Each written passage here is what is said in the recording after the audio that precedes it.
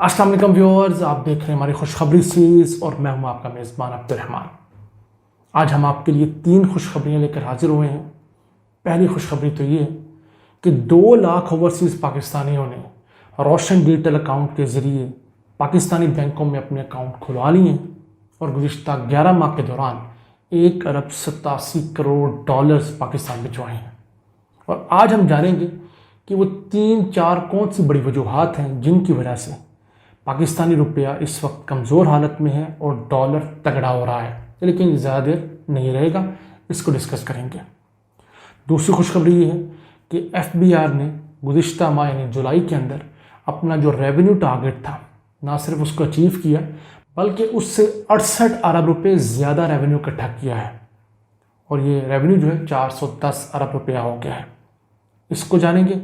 और तीसरी खुशखबरी भी FBI से रिलेटेड है कि FBI में जो करप्ट अनासर थे, जो लोगों को टैक्स देने से रोकते थे और ख़ुद करप्शन करते थे, उनके खिलाफ शिकंजा कस दिया गया है और गुज़िश्ता 1 साल के दौरान 29 अफसरान और एहलकारों को नौकरियों से बरतरफ कर दिया गया है और इनके अंदर ग्रेड 20, 19, 18 के अफसरान भी शामिल हैं। ये एक अफसर 1,000 आम एहलकारों पर भारी था।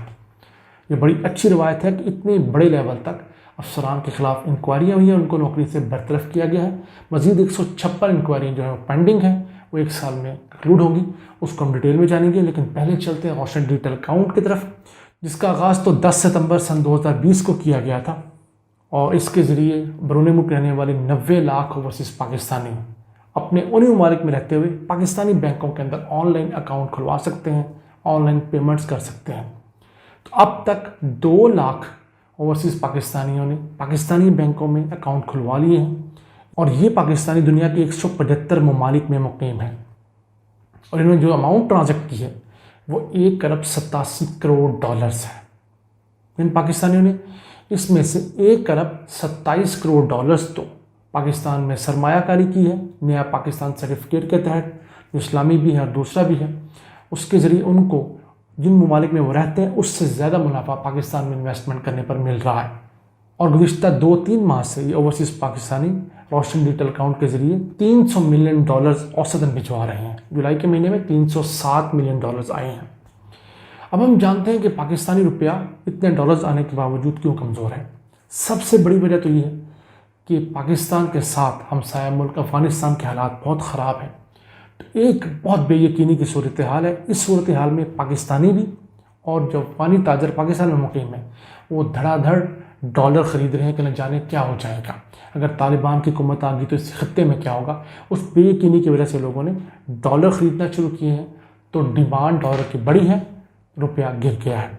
दूसरी बड़ी वजह यह है कि पाकिस्तान और अफ़गानिस्तान की जो तिजारत होती है उसके अंदर जो एक्सपोर्ट्स हैं उसमें डॉलर की बहुत 2 नंबरी होती है। आपको हम पहले बता चुके हैं, जब FBI ने छापे मारे थे ये शुगर मिल्स के ऊपर, तो पता लगा इन्होंने लाखों टन चीनी अफ़गानिस्तान एक्सपोर्ट की। हालांकि जिस ट्रक में चीनी एक्सपोर्ट की गई मसलन 60 टन, उस ट्रक की कैपेसिटी 20 टन थी। इस तरह की 2 नंबरियाँ होती हैं और उन पैसों को हुंडी के ज़रिए वापस मंगवा लिया जाता है। तो उसका कला कमा करने के लिए हुकूमत पाकिस्तान ने अफ़गानिस्तान की हुकूमत को 15 अक्टूबर तक का टाइम दिया है इसी साल कि वो पाकिस्तान के साथ अपने बैंकिंग चैनल्स खोले और ये तमाम डॉलर्स की जो एक्सपोर्ट की सूरत में तरसील है वो बैंक टू बैंक हो, कैश हैंडलिंग ना हो। क्योंकि अफ़गान ताजर, हमारे जो ताजर वहाँ काम करते थे, वो मुकामी मार्केट से डॉलर ख़रीद कर और हुकूमत को बता देते थे हमने एक्सपोर्ट्स किए हैं और हुकूमत से अच्छी खासी रिबेट और टैक्स कंसेशन लेते थे। अब इस वजह से भी डॉलर के ऊपर प्रेशर आया है। उसके अलावा अफ़गानिस्तान के अंदर हालात बुरे होने की वजह से पाकिस्तान में इन्वेस्टमेंट्स भी कम हुई हैं और चौथी वजह यह है कि पाकिस्तान ने चूँकि बहुत ज़्यादा पेमेंट्स करनी है इस साल, तकरीबन 20 अरब डॉलर्स की हमने कर्ज़े और कर्ज़ों के ऊपर सूद अदा करना है कुल मिलाकर। तो उसके बाद ताजरों में और आवाम जो एफ्लुएंट लोग हैं उनमें एक परेशानी पैदा हुई कि न जाने रुपया कितना गिर जाएगा। तो उस वजह से भी प्रेशर बिल्ड हुआ है। लेकिन उम्मीद है अक्टूबर या नवंबर के महीने तक रुपया जो है वापस मुस्तहकम हो जाएगा और ये 150-160 रुपये की जो रेंज है उसी के अंदर रहेगा। हम दुआ गो हैं कि ऐसा ही हो। इस मुतालिक हमने चंद आर्टिकल जो हैं वो अपने डिस्क्रिप्शन बॉक्स में पेस्ट कर दिए हैं। उनके लिंक्स आप वहाँ जाकर उनको पढ़ सकते हैं और आप खुद जान सकते हैं कि ये क्या क्या वजूहात हैं। اس کے بعد چلتے ہیں FBR، جہاں سے کچھ اچھی خبریں آنا شروع ہوئی ہیں۔ تو جولائی کے مہینے میں FBR کا ٹارگٹ یہ تھا کہ اس نے 342 ارب روپے اکٹھے کرنے ہیں اور ایک سال کے اندر اس نے 5892 ارب روپیہ اکٹھا کرنا ہے۔ تو جولائی کے مہینے کے ٹارگٹ کو انہوں نے 68 ارب روپیہ ایکسیڈ کیا ہے اور 410 ارب روپے اکٹھے کر لیے ہیں۔ اگر یہی تسلسل جاری رہتا ہے تو ہمیں امید ہے کہ ہم 5892 کے بجائے انشاءاللہ تعالیٰ 6000 ارب روپے کا ٹیکس ریونیو ٹارگٹ اچیو کر لیں گے، اور یہ پاکستانی تاریخ میں ہائیسٹ ہوگا، اور نون لیگ کے بعد یہ ڈبل ہوگا، یعنی کہ نون لیگ اتنا ٹیکس اکٹھا کیا تھا اس سے تقریباً یہ ڈبل ہو جائے گا۔ اب جو ٹیکس اکٹھا ہوا اس میں کچھ اچھی چیزیں بھی ہیں۔ پہلے تو سیلز ٹیکس اکٹھا ہوا 190 ارب روپے کا، دوسرے نمبر پہ آتا ہے انکم ٹیکس جو ڈائریکٹ ٹیکس ہے، وہ 135 ارب روپے اکٹھا ہوا، اور کسٹم کے محکمے نے 63 ارب روپے اکٹھے کیے۔ تو یہ بڑے اچھے فگرز ہیں، ہم دعا گو ہیں کہ ان کے اندر بھی جلد از جلد ترقی دیکھنے میں آئے۔ اسی کے ساتھ چلتے ہیں آج کی تیسری اور میں سمجھتا ہوں سب سے اہم خبر یہ ہے کہ پاکستان کے بارے میں ہمیشہ کہا جاتا ہے کہ پاکستان 8000 ارب روپے سے 10,000 ارب روپے کا ٹیکس اکٹھا کر سکتا ہے، لیکن یہ ہمارا FBR کا عملہ جو ہے رشوتیں لیتا ہے، لوگوں کو خود ٹیکس چوری کرنے کے طریقے بتاتا ہے، اور جو جینون ٹیکس جمع کروانے والے ہوتے ہیں ان کو تنگ کرتا ہے۔ تو اس متعلق حکومت نے بالآخر کچھ شکنجہ کسا ہے اور کرپٹ اہلکاروں کو نوکریوں سے نکالنا شروع کر دیا ہے۔ گزشتہ ایک سال کے دوران 29 افسران اور اہلکاروں کو نوکریوں سے نکال دیا گیا ہے، یعنی برطرف کر دیا گیا ہے، معطل نہیں کیا گیا۔ تو ان لوگوں کے خلاف 8 سال سے کیسز پینڈنگ تھے، ان کو سنا گیا، بڑے اچھا کیا گیا سارا کا سارا۔ اب اس میں افسران کتنے تھے اور چھوٹے اہلکار کتنے تھے؟ پہلے ہوتا تھا کہ افسران کو بچا لیا جاتا تھا اور چھوٹے اہلکار جیسے پٹواری وغیرہ ہیں ان کو نکال دیا جاتا تھا۔ تو جناب اس دفعہ 7 افسران کو نکالا گیا ہے۔ ایک افسر تو 20ویں گریڈ میں تھے، دیکھیے کس حد تک کرپشن ہے، ان کو برطرف کیا گیا۔ پھر 2 افسران 19ویں گریڈ میں تھے، ان کو نوکری سے نکال دیا گیا ہے۔ 4 افسران 18ویں گریڈ میں تھے، ان کو بھی نوکری سے نکال دیا گیا۔ اس کے بعد 16 اہلکار ایسے تھے جو کہ 15ویں گریڈ اس سے نیچے تھے، ان کو نوکریوں سے نکالا گیا۔ لیکن یہ اوپر والے 7 ہیں، میں سمجھتا ہوں یہ 7 مت سمجھیے، ان کو 7000 سمجھیے، کیونکہ ایک ایک افسر 1000 اہلکاروں کے برابر تھا۔